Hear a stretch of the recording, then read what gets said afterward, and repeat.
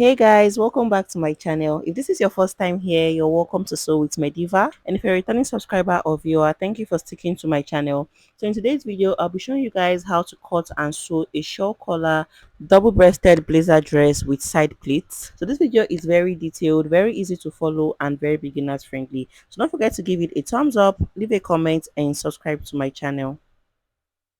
So guys, we're going to be drafting this on the pattern paper first before we transfer to the fabric, and I'm going to start with the back panel. I have my rulers here, my scissors, and my marker. So the first thing you want to do is to come over to the upper part of the paper and mark your starting line. So this is going to be the shoulder line where you'll be taking all the vertical measurements from.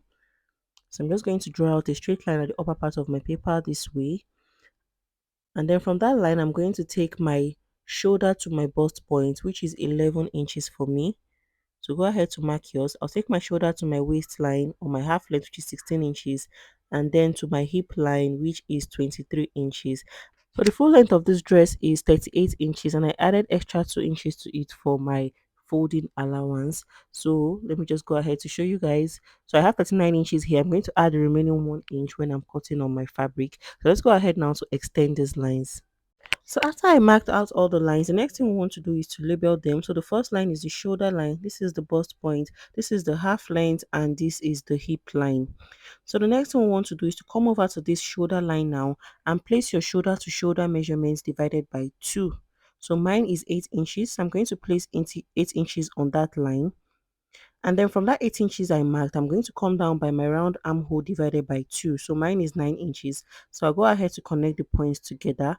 So most times your armhole is always like 2 inches above your bust line. So I'll further extend this line this way to form the chest line. So the next thing we want to do is to mark the neckline measurement. So I'll come over to this point. For the wideness of the neckline, I'm making use of 3 inches for the back.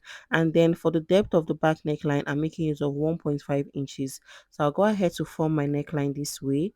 And then I'll take my shoulder slope of 1 inch on this line and then connect it to meet the neckline this way. So to get the armhole curve, I'm going to come over to this line and take the midpoint, which is 4 inches for me. And then on the chest line, I will measure my round bust divided by 4, which is 10.5 inches, and mark it there. So I'll go ahead to connect the 2 points together, forming a curve this way for my back armhole curve. So this is what we have after doing that. So the next thing we want to do is to place the dart measurement. So for the dart, go ahead to divide your nipple to nipple measurement by 2. So mine is 4 inches. So I'm going to mark 4 inches from the center front this way on all the lines. And when I'm done with that, I'm going to use my ruler to just connect the points together. So I'll come over now to the waistline and take half of an inch on both sides of the line. So what we're trying to achieve here is just a basic bodice. And then I'll come to the bust point and come up by 1 inch. And then from that 1 inch, I'm going to connect my dart leg now down to meet that 1 inch I marked. So I'll connect it on the other side this way. And then I'll come over to the hip line and also connect it down to meet the hip line this way. So this is just a simple basic dart for this blazer dress. So this is what we have after doing that. The next thing is to mark the round body measurements. So come over to your bust line and place your round bust measurement divided by 4. So mine is 10.5 inches, and I'll add 1.5 inches to it for my seam allowance, making 12 inches.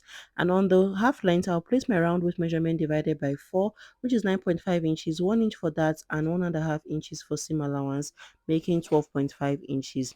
And on the hip line, I'll place my round hip measurement divided by 4, which is 11.5 inches, and I'll add 1.5 inches to it for seam allowance, making 13 inches. So I'll place that same 13 inches on the full length of my dress. So I'll mark it on the full length of my dress, and then I'll go ahead to just connect the points together. So just go ahead now to connect the points together. I'll connect the bust line to the waistline and then the hip line, as you can see. So before we cut out, I'll be making use of a shoulder dart for this dress. I'll come over to this shoulder line and I'll take the midpoint of the line. So I have 2.5 inches for mine. I'll mark the midpoint and then I'll connect it down to meet my dart point this way. And then I'll come over to the lower part of my dart and also extend it down to meet the full length um of my dress. So this is what we have after doing that. So let's go ahead now to cut it out. So I'll take the armhole curve this way and then I'll cut out the neckline.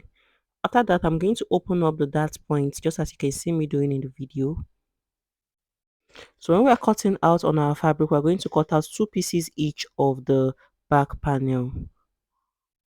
So this is what we have after cutting. So let's go ahead now to label the pieces. So this is the center back and this is the side back. So we're going to cut out 2 pieces each of these on our fabric. 2 pieces. So before we move to the front panel, we're going to eliminate 0.5 inches from the center back. So this is going to help your dress sit perfectly at the back since it won't be having a zipper. And then I'll slant the line down to meet the hip line this way and also to the bust line. So I'll go ahead to cut it out. So this is basically all for the back panel of this blazer dress. So let's go ahead to cut it out. So after cutting out now, this is what it looks like. So right now we'll move over to draft out the front panel of the dress. So for the front panel, I have my pattern paper here already, and the front panel is going to be bigger than the back panel in front and at the upper part. So I'm going to take 5 inches on the upper part of my paper this way. So just follow what I'm doing here. I'll take 5 inches all the way down, and then I'll come over to the center front and also come in by 5 inches. So remember that this dress in front is kind of like a wrap dress, so that's why we are taking out this allowance. So I'll roll it all the way down. So I also went ahead to extend my pattern paper so that it can accommodate the full length of my dress. And then for the upper part, I'll also rule out this line. So after rolling out the lines, this is what it looks like. So you can see that we have 5 inches in front. This is going to be the center front, and this is the upper part for the collar extension. So right now I'm going to just mark my basic bodies on this pattern. So this is going to be the shoulder line. We'll be taking all the vertical measurements from. So I'm going to do exactly the same thing I did for the back panel, mark out my basic bodies. So come over to the shoulder line now and place your shoulder to shoulder measurement divided by 2. So remember, you're placing the measurements before this line. So you're working with that part of your pattern paper. So mine is 8 inches. And then from that shoulder line, I'll mark my shoulder to my bust point, which is 11 inches, to my half length, which is 16 inches, and to the hip line, which is 23 inches. So I'll go ahead now to extend the lines and show you guys. So after extending the lines, this is what we have. So let's go ahead now to label it. That is the bust line, the waistline, and the full length. So I'll come over to the shoulder line now and place my shoulder to shoulder measurement divided by 2, and then take my armhole measurement. So we're basically doing the same thing we did with the front panel. I'm just going to show you guys where we have a little difference. The depth of the front neckline is 3 inches, and then I'll connect the points together. I'll take my shoulder slope and then proceed to take the armhole curve. So place your bust measurement on the chest line, the bust measurement divided by 4 on the chest line, and then I'll come down by the half measurement and come in by 0.5 inches. So this is another difference between the front and the back panel. So this is what we have. So the next thing to do is to place the dart, which is 4 inches for me. Starting from this line I took, I'll mark my 4 inches all the way down and connect the points together.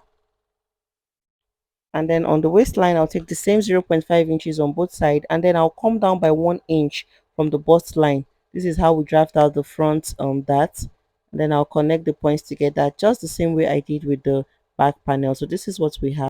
The next thing is to place the round body measure. So on the bust line, I'll place my round bust measurement divided by 4, which is 10.5 inches, and add the same 1.5 inches for seam allowance. So on the half length, I'll place my round bust measurement divided by 4. I'll add the dart allowance and my seam allowance. I'll come over to the hip line and place my round hip divided by 4, and I'll place my seam allowance, making 13 inches. So I'll go ahead to use my ruler to just connect the points together.